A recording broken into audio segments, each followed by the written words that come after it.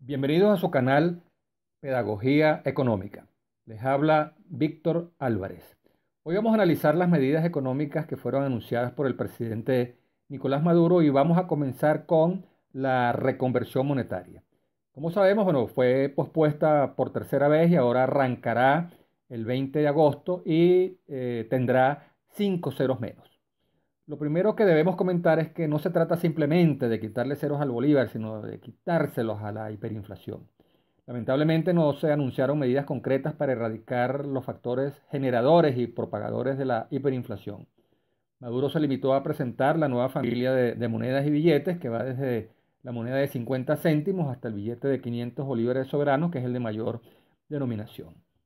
Al no contemplar acciones concretas para la reactivación agrícola e industrial, ni tampoco corregir el déficit de las empresas estatales a través de la liberalización cambiaria en el caso de PDVSA y de la liberalización de las tarifas de servicios públicos de agua, electricidad y gas, esta brecha deficitaria de estas empresas públicas se seguirá financiando con emisiones de dinero inflacionario por parte del Banco Central de Venezuela. Y bueno, seguramente en diciembre se le habrán puesto otra vez 5 ceros a todos los billetes y en enero del año que viene el efímero bolívar soberano será sustituido por una nueva familia de billetes que serán en este caso los petros. La segunda medida que se anunció fue el anclaje del nuevo bolívar soberano al petro. Bueno, para empezar esto carece de sentido porque el petro no es una divisa de aceptación internacional. En todo caso, este anclaje pudiera tener alguna razón si se activan al menos dos formas de medir los precios, una en petros y la otra en bolívares soberanos. En este caso, el petro haría las veces de una unidad tributaria.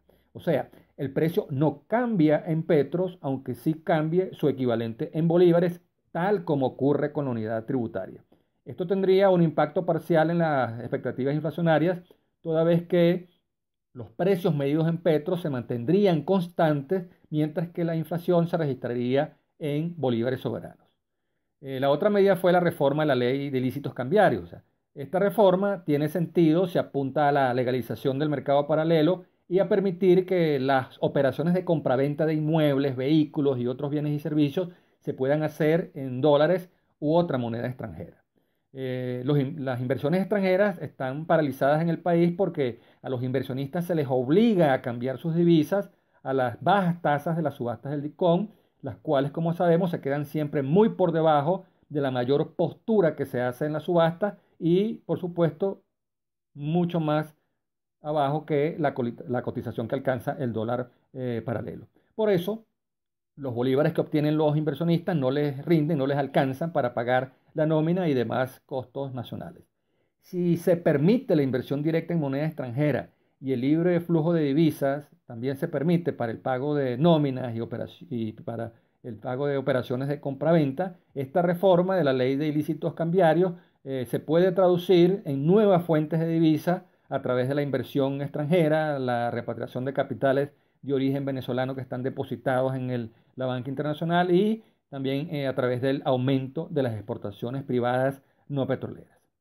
Vamos ahora con la medida de entregar al Banco Central de Venezuela un bloque de la faja petrolífera del Orinoco. En este caso se trata del bloque Ayacucho número 2 de la faja, que cuenta con 29.298 millones de barriles certificados.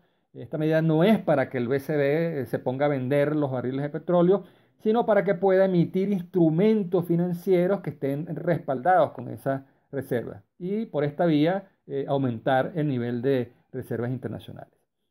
Recordemos que cuando se lanzó el petro, respaldado con las reservas certificadas del campo 1 del bloque Ayacucho, se advirtió en aquella oportunidad que la Constitución y la Ley Orgánica de Hidrocarburos prohíben dar en garantía los yacimientos de petróleo.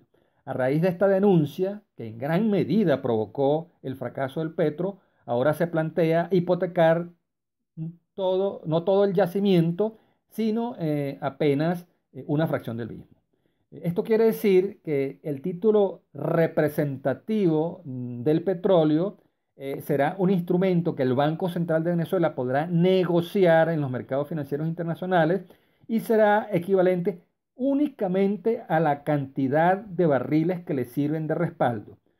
Por lo tanto, no compromete el resto de las reservas certificadas en el bloque que le fue entregado al Banco Central de Venezuela.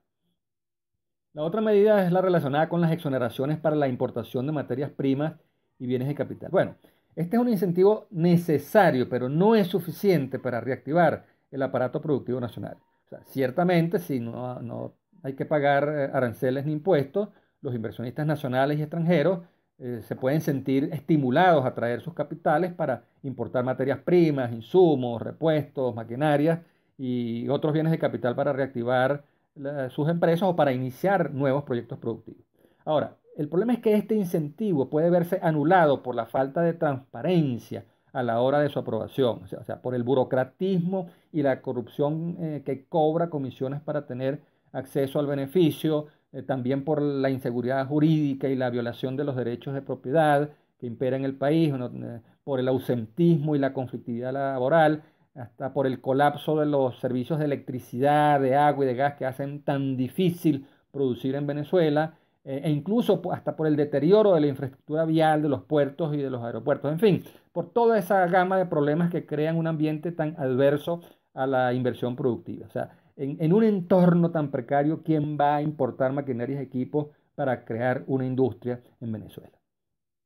Bueno, finalmente vamos con la última medida que se anunció, que fue el censo del parque automotor, ¿no? O sea, bueno, tal como lo anunció el mismo presidente, la información que se obtenga de este censo se cruzará con la base de datos del Carnet de la Patria. O sea, esto quiere decir que solo tendrán acceso a las políticas del subsidio al transporte quienes se hayan sometido a este mecanismo de control y dominación. El llamado Carnet de la Patria del transportista que fue anunciado puede ser interpretado como un ataque directo a todos los gremios de mototaxis, taxis, carritos por puestos, autobuses y camiones de carga que vienen desplegando una intensa actividad de protesta por los estragos que ocasiona sobre su sector la grave crisis económica, cuestión que pudiera desembocar en un paro nacional de transporte. Hasta aquí nuestro análisis.